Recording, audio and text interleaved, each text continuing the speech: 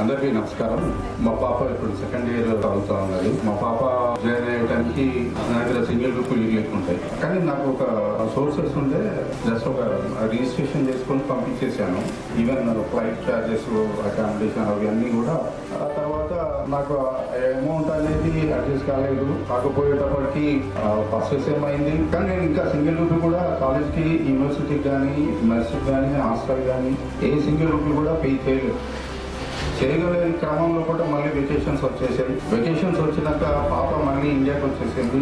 ఇండియాకి వచ్చేసినాక మళ్ళీ రిటర్న్ వెళ్ళాలి. నేను డైరెక్ట్ ఒకసారి కాల్ చేసి మాట్లాడితే, ఇంటికి రండి మీరు, నేను హన్మకొండలో అవైలబుల్లో ఉంటాను రండి అని చెప్పిందంటే నేను ఇంటికి వెళ్ళాను. నేను పాప ఇద్దరం వెళ్ళాను. ఆ టైం కూడా నా దగ్గర సింగిల్ పైసలు జస్ట్ 1,50,000 ఏమో పే చేశాను, మిగతా పే చేయాలి. ఆ ఫ్యామిలీ బ్యాక్గ్రౌండ్కి వచ్చేటప్పటికి కొంచెం డిస్టర్బ్డ్ ఫ్యామిలీ.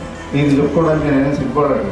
మా పాపకు ఎంబీబీఎస్ చేయడానికి తనకి ఇష్టం లేదు బేసిక్గా. సో ఏం చేసిందంటే, నా సపోర్ట్ ఒక్కటే, నాకు ఫైనాన్షియల్గా వీక్గా ఉన్నా. మా మిస్సెస్ అవన్నీ డిఫరెంట్లే కానీ చేశారంటే ఒక ప్లాన్ చేశాడు అన్నమాట. ఆవిడని తీసుకొని రండి అంటే ఆవిడని తీసుకురావడానికి కూడా కుదరదు సార్ అని చెప్పాల్సిన పరిస్థితి నాకు యాక్చువల్గా. కానీ ఏం చేశాడంటే, లేదు మీరు తీసుకొని రండి నేను మాట్లాడతాను అని చెప్పేసి అన్నారు. సరే ఎలాగో మాట్లాడినా తీసుకెళ్ళాక లిటరల్గా 4.5 hours ఈవినింగ్ 6 to 10:30 ఆ టైం అవుతుంది. 4.5 hours ఎంత పేషెన్స్గా కూర్చున్నాడంటే, ఆమెను ఒప్పియడానికి, అంటే జనరల్గా ఆమెను ఒప్పియడం చాలా కష్టమైన పని అనమాట. ఆమె ఒప్పాడు. సో 4.5 hours లిటరల్గా కూర్చున్నాడు, ఒప్పించాడు. ఆమెతో 4.5 lakhs rupees పెట్టించాడు. బిగ్ టాస్క్ అనమాట. ఎంత రిలీఫ్ అంటే ఆ అమౌంట్ కట్టియడం అనేది. ఆయన నాకంటే చిన్నోడే కానీ చేతెత్తి ముక్కాలని అనిపించింది.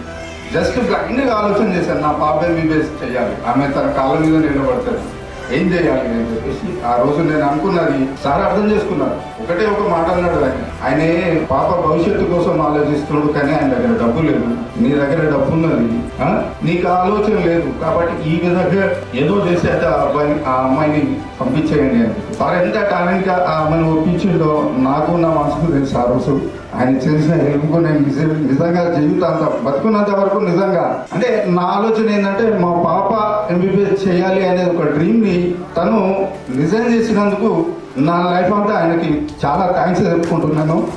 ఇంతటి హెల్ప్ చేసేటువంటి టాలెంట్ నా దగ్గర ఉన్నది. చాలా మంది చెప్తుంటారు ఫీజులో చేసిండు, తర్వాత అది చేసిండు, ఇది చేసిండు, ఇవన్నీ నథింగ్ అండి. హ్యుమానిటీ గ్రౌండ్స్ లోపల పిల్లలకి ఏ సపోర్ట్ కావాలో, పేరెంట్స్కి ఏ సపోర్ట్ కావాలో తను ఇవ్వలేడు. వయసులో చిన్నోడైనా కానీ కూడా మనకంటే చాలా ఉన్నతమైన స్థానంలో ఉండి ఆయన హెల్ప్ చేయడం, నిజంగా ఆయనకు థ్యాంక్స్ చెప్పాలా, కృతజ్ఞతలు చెప్పాలా, లేకుంటే ఆయన నాకైతే ఏం అర్థం లేదు. కానీ I'm very much thank to you in my life sir. Thank you very much.